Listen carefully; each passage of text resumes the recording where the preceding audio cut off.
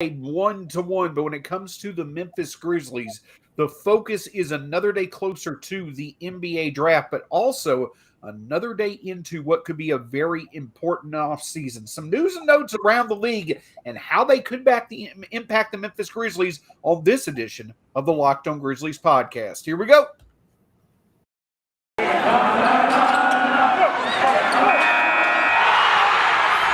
are Locked On Grizzlies, your daily Memphis Grizzlies podcast, part of the Locked On Podcast Network, your team every day.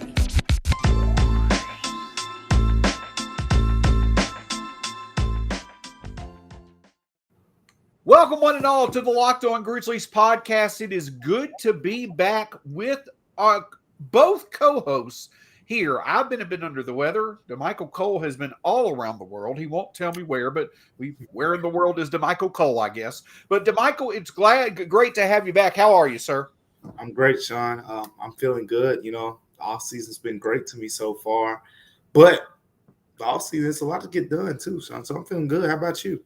Doing great, feeling much better. And, we've talked a bit about the draft, and now less than 3 weeks away from the 2022 NBA draft. We'll have plenty of things to discuss this week and going forward when it comes to some potential draft selections. Even we'll be starting our draft profiles this week. But before we do that, I want to remind you, of course, you can find myself at StatsSAC, Damichael at Damichael C. I write about the Grizzlies over at Grizzly Bear Blues. Damichael Cole for the Commercial Appeal, beat writer for the Grizzlies, fantastic beat writer as well. You can find the show at Locked On Grizz as well, and right here on YouTube, hit that subscribe button below wherever you listen to podcasts, and obviously here on YouTube. But Damichael, let's put the draft to the side for a moment and focus on a few news and notes around the league that, while they don't pertain to the Grizzlies, I certainly think is worth discussing on how it could potentially impact the Grizzlies. And one of the things that came to light over the past week that really caught my attention, I've told others that if there was a dream candidate who I feel like the Grizzlies could go after, that would check the box of being a young player who still offers upside, a contract that made sense, a player profile and position that really could help the Grizzlies out as they try to evolve further as a contender, his name would be OG Anunoby. And what do we see over the past week? Potential rumblings that Anunoby may not necessarily be happy in Toronto and may be on the trading block. When I first see this, I'm not going to lie, I'm going to get excited, though I think overall very unlikely chance something happens. Yeah, Shawn, it's an interesting situation. I believe it was Jake Fisher over at Bleacher Report who said that, teams are inquiring, and why not? This is a 6'7", 230-pound wing who is physical, who has finals, experience, who has, just championship pedigree with the way the players he's guarded, as a defender, and he can shoot the three ball well, and he picks and chooses his spots, and so he's an interesting player out there. Those wings, as we've talked about with Dillon Brooks, those great defensive wings don't grow on trees. It's not a lot of them. He's one of those guys. He's super physical. I can't emphasize that enough, because you have to have those physical wings in the Western Conference, where you're going against Devin Booker, Kawhi Leonard, Paul George, all of these guys that you have to beat, Jamal Murray when he's healthy. All of those guys will need, physical defenders, and he could be that type of guy. And, when you hear his name, Shawn, you mentioned the contract and the situation. He's a guy that kind of appeals to what the Grizzlies have done and the way that they play.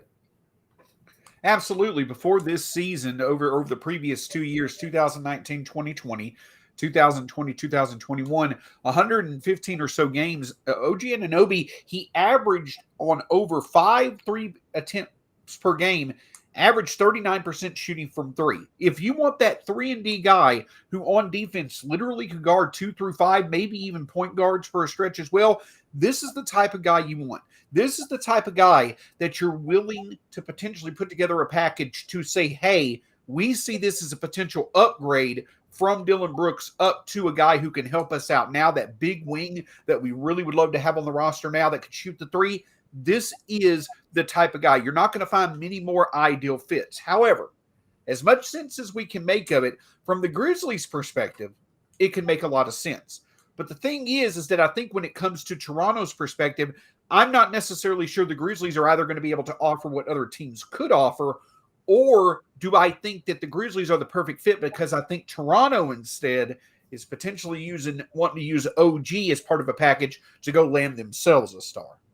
Yeah, exactly. And that's two things you have to factor in. In the off season, it's hard not to get irritated by this in a way, because a lot of times when teams, fans of certain teams propose trade ideas, they do not think about the situation of the other team. And they think about just, oh yeah, we'll just throw them a bunch of picks. You think that's all these teams are going to be satisfied with?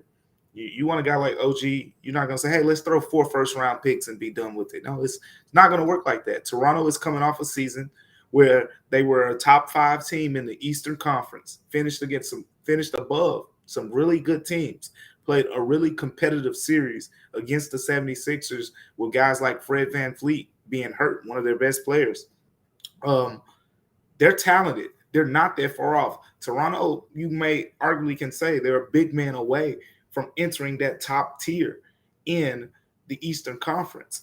Like you said, if I'm in Toronto's front office, I'm thinking, hey, if I give up OG Anunoby, I'm packaging that to get a big man possibly in return out there that could put them over the hump. There aren't a lot of big men out there who fit that scenario, but maybe, power forward, center, that situation.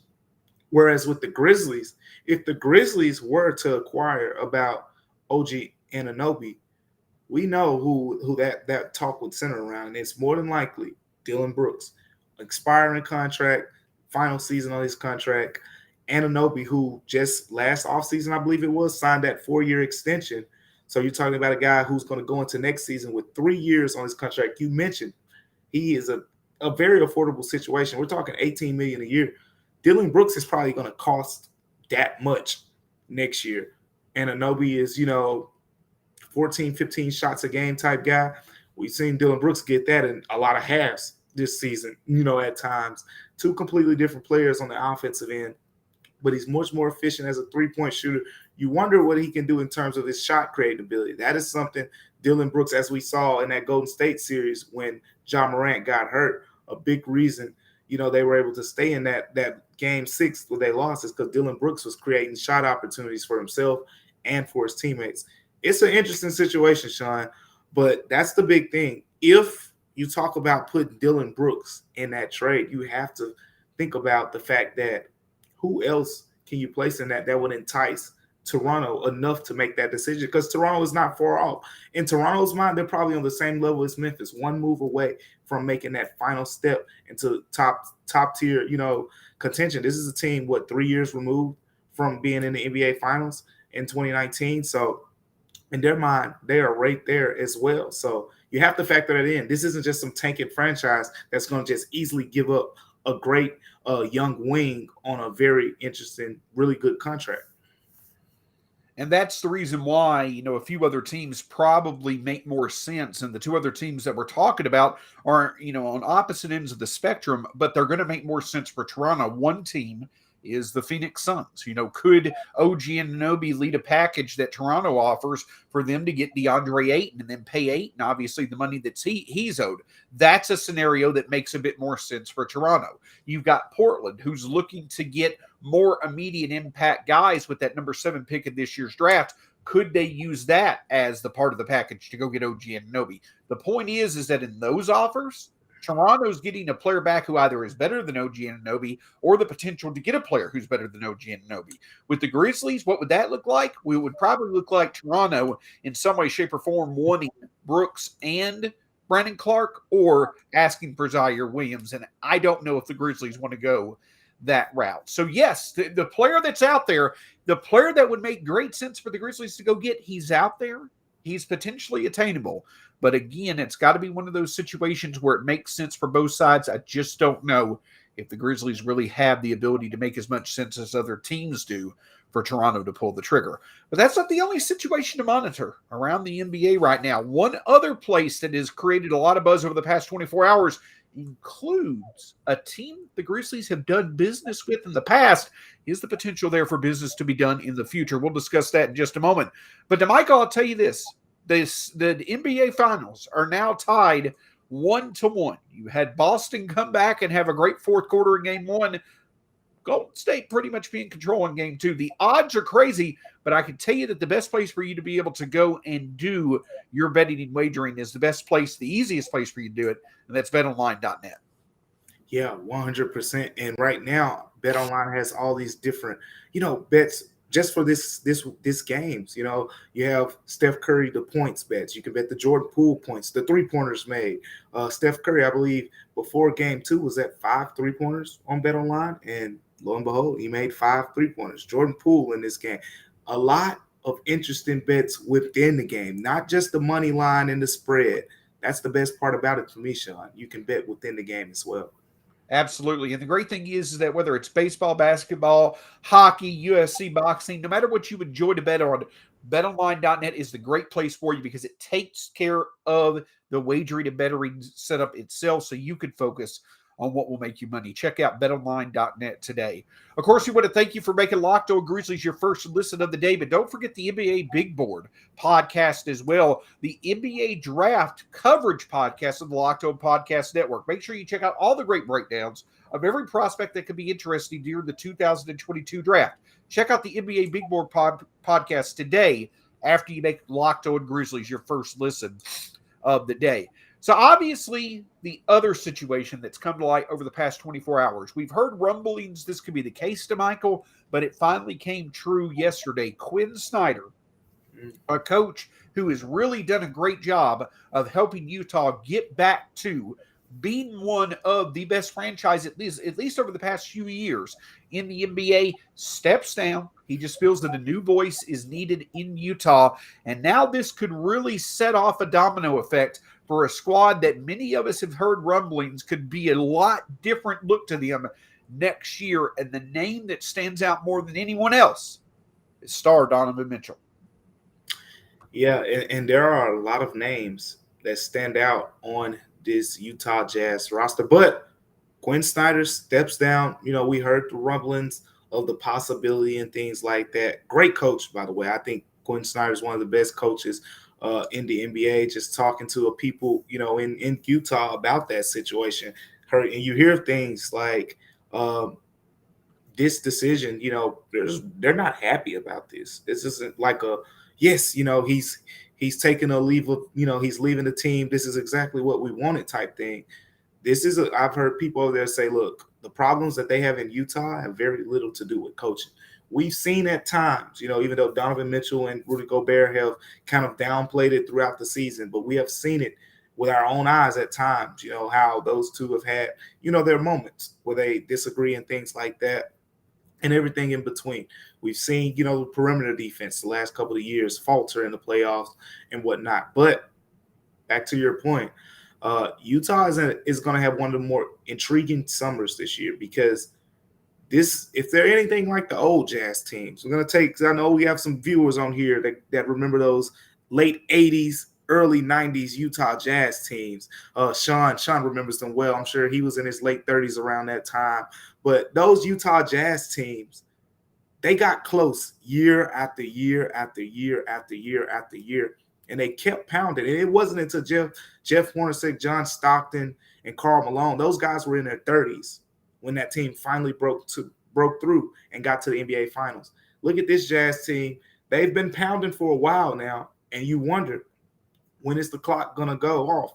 So they say, hey, let's blow this thing up. There was obviously the Donovan Mitchell noise that came out as well after the Quinn Snyder report where people are saying Donovan Mitchell is possibly, just trying to get an idea. Okay, what's next with this franchise? He's been a guy. A lot of people have been putting him in position to say he's a player who could be, moved maybe closer to home in New York or in all of those things. But with all that being said, Utah's situation directly impacts Memphis in a lot of ways. One, competitive factor. I mean, 2 years ago, this was the team that put the Grizzlies out in the first round. Just last season, this season still.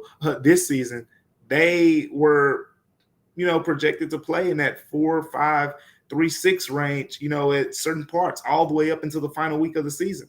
The standings moved around a lot, but they were very close to playing in a potential first round or second round series. And then on top of that, all of the talent that they have.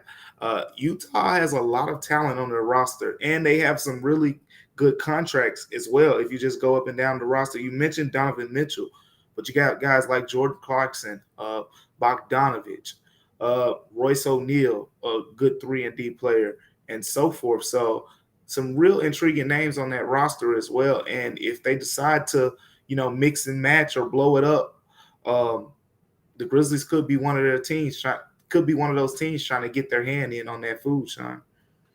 Absolutely. And I know that when it comes to the Grizzlies, the idea is that you want to add another significant talent. I know that, there's a good relationship there between Ja Morant and Donovan Mitchell, but it's got to be the right fit based off what we have here as well. I'll be honest, I don't think that Donovan Mitchell or Rudy Gobert are the right type of fit with the money that's owed to them. Utah, I can tell you straightforward, I say this with confidence, if the Grizzlies went to Utah to talk with them on the deal about Donovan Mitchell, the first thing that Utah is going to ask for is Desmond Bane plus. And I just don't know if it makes sense. I'm not going to sit here and say that Desmond Bane is yet a better player than Donovan Mitchell. I don't necessarily think that's true, but I do think that based off the contract that Desmond Bane has, I'd rather have Desmond Bane, just to be honest. The point that I'm getting at is that from the perspective of, okay, how could the Grizzlies potentially take advantage of a blow-up type situation in Utah? It may be more one of the complementary players like a Bogdanovich or a Clarkson or a Royce O'Neal, as you mentioned, Damichael. But the other thing that stands out to me is what this means for the near-term future for the Grizzlies is that another consistent, Western Conference threat now doesn't look as formidable. Yep. And that certainly does stand out. But another thing that really stands out to me is this shows the value that is in the continuity from the front office to the coaching staff to the roster that's there for the Grizzlies. You've got to have that to stay a consistent contender. Utah had cracks in the foundation. It's now come to light, and it's really started to shut their championship window down despite having some young stars. This shows the value that Memphis has that other teams may not. When it comes to the continuity from the front office to the coaching staff to the roster, that's a really valuable thing to have and a needed factor to remain a contender over several years.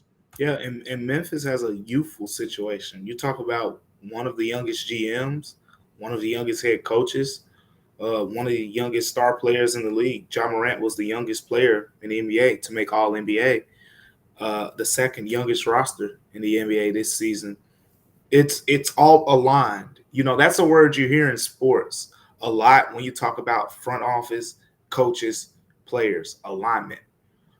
Being on the same page as you mentioned, from the top all the way down to the players, because any cracks in that armor and, the whole ship can sink. The Grizzlies have a great situation right now. We see it all the time with Zach Kleiman and his group. They're very involved with things that are going on with Ja Morant. Taylor Jenkins gets his input as well on those things. We see Taylor Jenkins as well as the coach and what he does with this roster as well. So it's right now, everything is properly aligned for what you just said, Shawn. A long, healthy run. And healthy not from a physical standpoint, healthy from a mental standpoint of all of these players being on the same page, everyone understanding what their role is. Because that's, I think, personally, is one of the hardest things. When you have a team this young, you're going to have players who are going to develop. And what happens is, take OKC, for example, when James Harden was a six-man, I tell you the people all the time, even if they re-signed him, Shawn, you know what question they were eventually going to face? The question was going to be, when do you put him in the starting lineup? Because this was only a few years, 3 years into his career, it was about to be super evident that, okay, this guy cannot come off the bench anymore. He is too good. He is an all-star talent that you're holding off of the bench.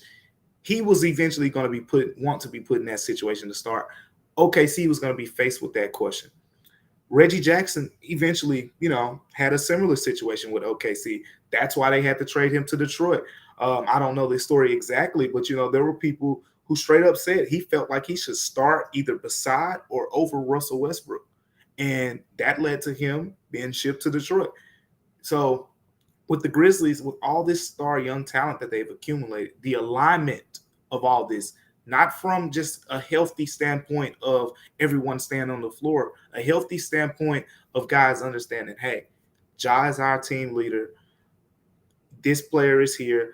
We want Desmond Bane to take this many shots, that many shots. Everyone understanding their role is so important. And Shawn, as so far as what we've seen, the Grizzlies have that in order. I mean, you Dylan Brooks is, the most veteran guy on this team, and he'll tell you just like anyone else that Ja, is the head of the snake in those situations. And there's proper alignment right now, and that's so important.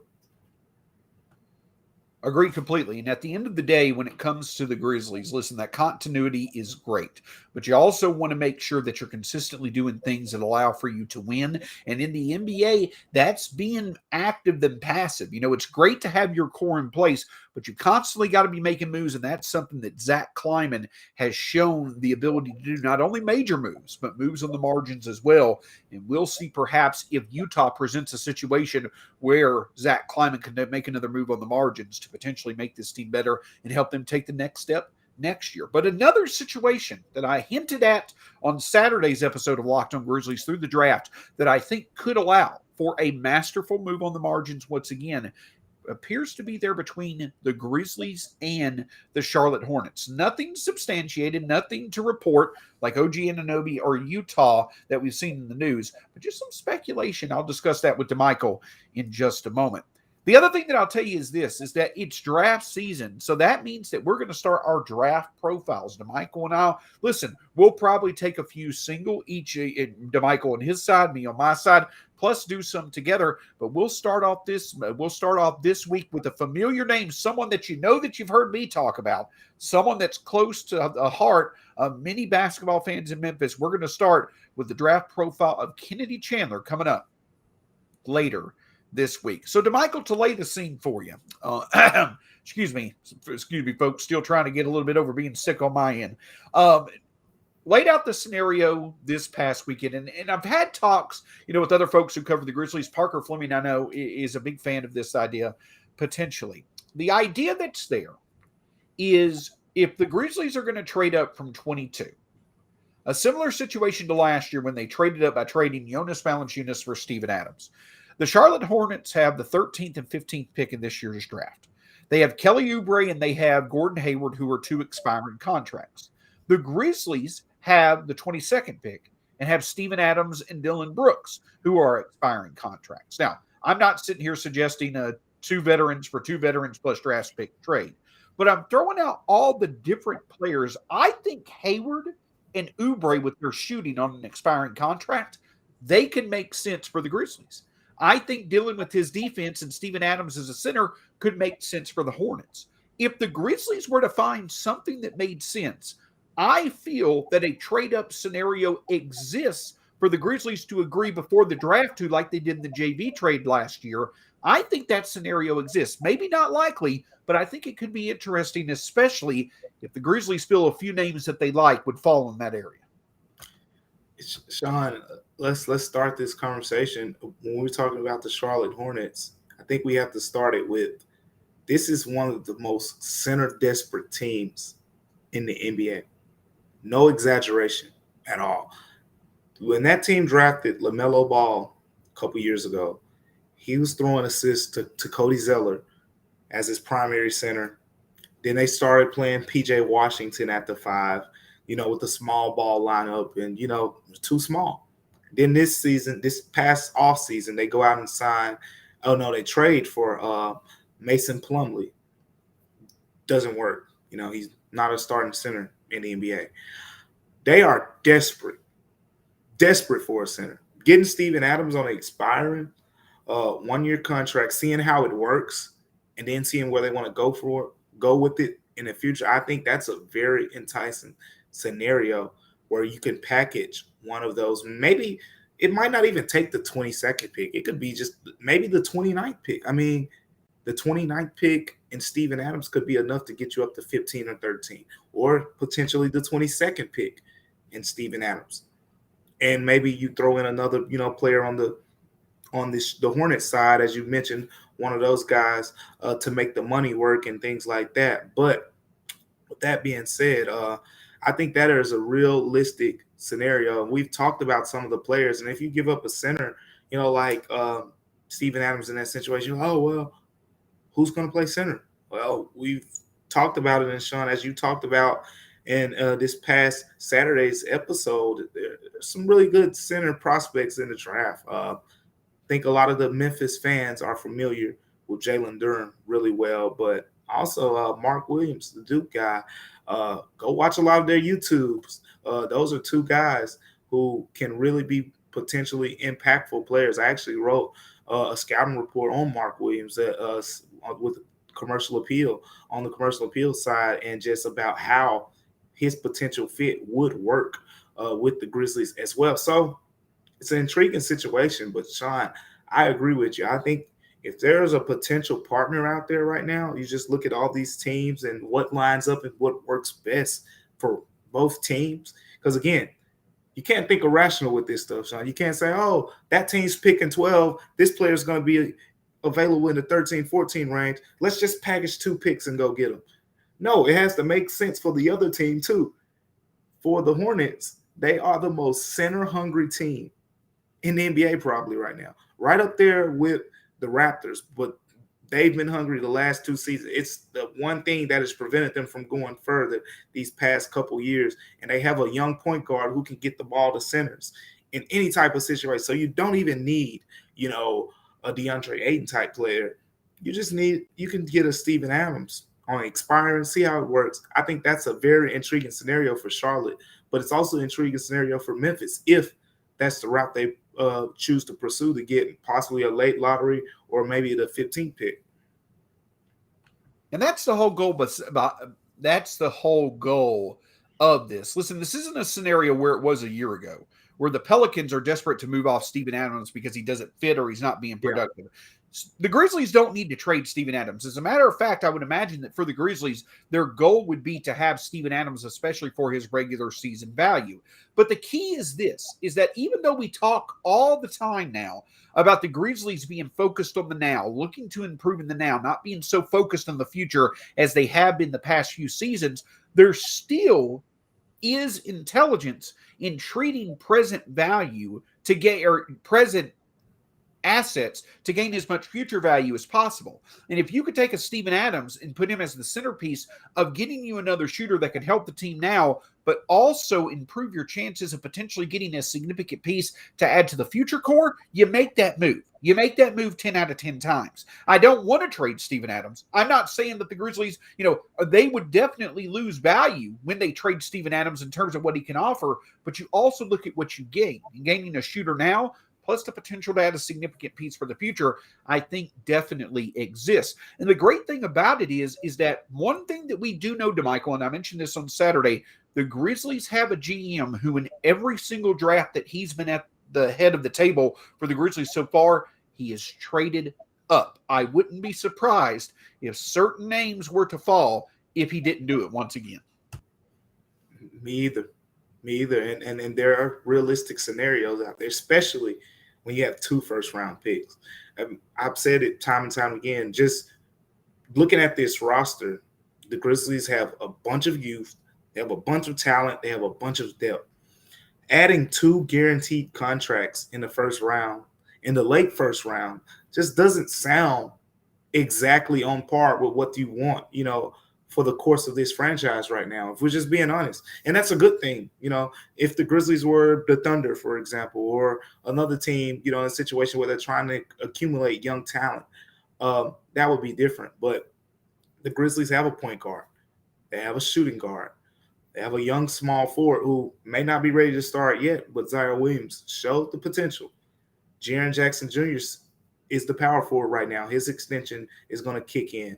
And then you have Steven Adams at center, but you also have Brandon Clark, who is probably going to be around a while, as your backup 5, who is just a very good player in his own right.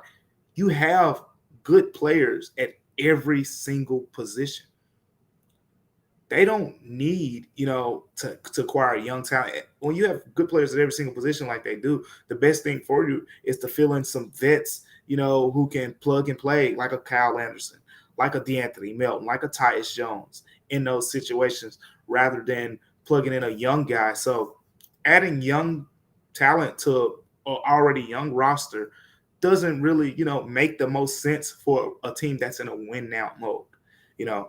The Grizzlies, because at the end of the day, you're not going to be able to pay 10 guys, the type of starter money, basically.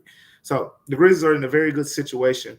With that being said, to be able to package those picks and potentially move up, that's what I think they'll do. And they also, the second round pick, we don't talk about it that much, but the second round pick is mid-second round. I believe it's the 47th overall pick, Shawn. So with that being said, I mean, that's not a bad destination as well where they could possibly move up to. So a lot of intriguing scenarios. I do think they'll move up. I can't see the Grizzlies keeping the 22nd and 29th pick.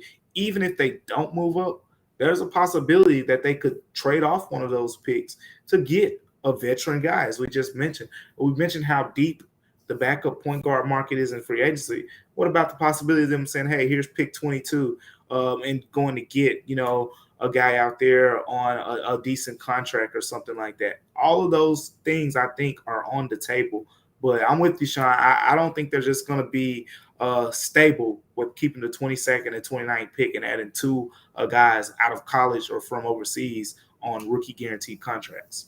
Absolutely. And again, I'm like you. I don't think that they're going to add 3 new talents by just sticking and staying with where they're picking. But I do think that there is plenty of reason for them to have value with getting the best talent, at least as possible, on that 4-year cheap contract. Because at the end of the day, the more value you can extract from cost-effective sources as a small market team. And I know that Zach Kleiman throws out, the small market stuff. I know that Robert Parra, it looks as if he's going to commit the money that needs to be there. But again, it doesn't matter where you are. The more value you can get with the least costs associated, that's the name of the game and staying in contention. And that's something the Grizzlies have set themselves up to do with how well they can draft and develop.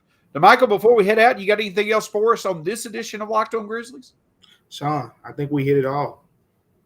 All right. Well, until next time, which would be tomorrow, for Damichael Cole, my name is Shawn Coleman. Find the show right here on YouTube. Hit that subscribe button below. Also free on all podcast platforms. Make sure you hit the subscribe button there as well. Until next time, go Grizzlies. We'll talk to you again soon here on the Locked On Grizzlies podcast.